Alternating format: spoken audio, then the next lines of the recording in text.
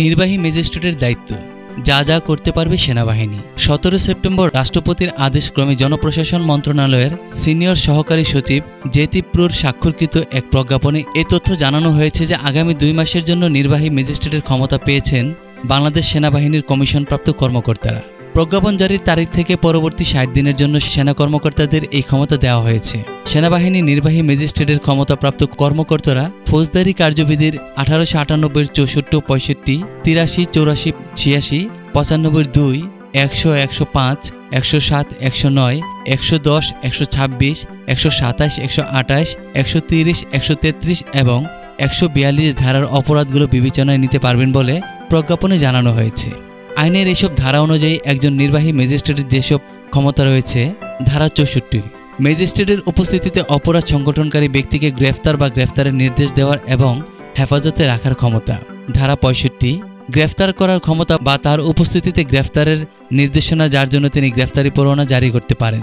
ধারা 83 84 86 ওয়ারেন্ট অনুমোদন করার ক্ষমতা বা ওয়ারেন্টের অধীনে গ্রেফতারকৃত অভিযুক্ত ব্যক্তিকে অপসারণের আদেশ দেওয়ার ক্ষমতা। ধারা 95 2 নথিপত্র ইত্যাদির জন্য ডাক ও টেলিগ্রাফ কর্তৃপক্ষের দ্বারা অনুসন্ধান এবং আটক করার ক্ষমতা। ধারা 100 ভুলভাবে বন্দী ব্যক্তিদের হাজির করার জন্য অনুসন্ধান ওয়ারেন্ট জারি করার ক্ষমতা। ধারা 105 সরাসরি তল্লাশি করার ক্ষমতা। তার ক্ষমতাপ্রাপ্ত ব্যক্তির উপস্থিতিতে যে কোনো স্থানের অনুসন্ধানের জন্য তিনি সার্চ ওয়ারেন্ট জারি করতে পারেন। ধারা 107 শান্তি বজায় রাখার জন্য নিরাপত্তার প্রয়োজনীয় ক্ষমতা।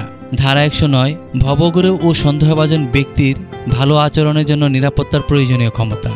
ধারা 110 ভালো আচরণের জন্য নিরাপত্তা প্রয়োজনীয় ক্ষমতা। ধারা 126 জামিনের নিষ্পত্তি করার ক্ষমতা। ধারা 127 বেআইনি সমাবেশ ছত্রভঙ্গ করার আদেশ দানের ক্ষমতা। ধারা 128 বেআইনি সমাবেশ ছত্রভঙ্গ করার জন্য বেসামরিক শক্তি ব্যবহার করার ক্ষমতা। ধারা 130 বেআইনি সমাবেশ ছত্রভঙ্গ করার জন্য সামরিক শক্তি ব্যবহার করার ক্ষমতা। ধারা 133 স্থানীয় উপদ্রব নিয়ন্ত্রণের ক্ষেত্র বিশেষে ব্যবস্থা হিসেবে আদেশ জারি করার ক্ষমতা। ধারা 142 জনসাধারণের উপদ্রবের ক্ষেত্রে অবিলম্বে ব্যবস্থা হিসেবে আদেশ জারি করার ক্ষমতা। উল্লিখিত ক্ষমতা ছাড়াও যে কোনো নির্বাহী ম্যাজিস্ট্রেটকে মোবাইল কোর্ট আইন 2009 এর অধীনে মোবাইল কোর্ট পরিচালনা করার জন্য সরকার এবং সেই সঙ্গে জেলা ম্যাজিস্ট্রেটের দ্বারা সংশ্লিষ্ট এখতিয়ারের মধ্যে ক্ষমতা দেওয়া হয়েছে। এই আইনের অধীনে নির্বাহী ম্যাজিস্ট্রেট তার উপস্থিতিতে সংঘটিত অপরাধ বা ঘটনাস্থলে তার সামনে উন্মোচিত হওয়া অপরাধগুলো বিবেচনায় নিতে পারেন। অভিযুক্তের স্বীকারোক্তির পর ম্যাজিস্ট্রেট সংশ্লিষ্ট আইন অনুযায়ী অপরাধীকে সাজা দিতে পারবেন, তবে কারাদণ্ডের ক্ষেত্রে তা 2 বছরের বেশি হবে না।